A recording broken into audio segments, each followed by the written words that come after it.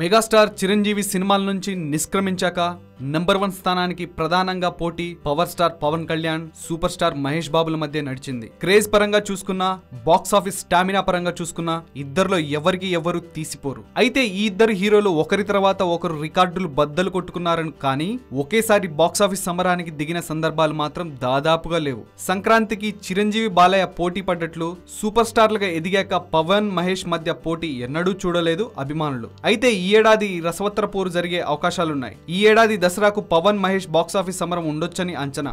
ఒకే రోజు కాకపోయినా కొన్ని రోజుల వ్యవధిలో దసరా సెలవుల్లో వీళ్ళిద్దరి సినిమాలు రిలీజ్ అయ్యే అవకాశాలున్నాయి. ప్రస్తుతం పవన్ హీరోగా తెరకెక్కుతున్న కాటమరాయుడు మార్చిలో విడుదలవుతుంది. మురుగదాస్ దర్శకత్వంలో మహేష్ చేస్తున్న మూవీ ఏప్రిల్లో వచ్చే అవకాశం ఉంది. కాటమరాయుడు తర్వాత త్రివిక్రమ్ డైరెక్షన్ లో పవన్ చేయబోయే సినిమా, కొరటాల దర్శకత్వంలో మహేష్ నటించే చిత్రం దాదాపుగా ఒకేసారి సెట్స్ మీదకు వెళ్లే అవకాశాలున్నాయి. 6 నెలల్లో అవి 2 పూర్తయి దసరాకు బరిలో నిలవబోతున్నట్లు సమాచారం. ప్రస్తుతం ఈ ఇద్దరు హీరోల టార్గెట్ అయితే దసరానే. ఒకవేళ షూటింగ్ షెడ్యూల్లో ఏమైనా తేడాలొచ్చి మార్పులు వస్తే చెప్పలేం, కానీ అంతా అనుకున్నట్లు జరిగితే దసరాకు మహాసమరం గ్యారంటీ అన్నమాట.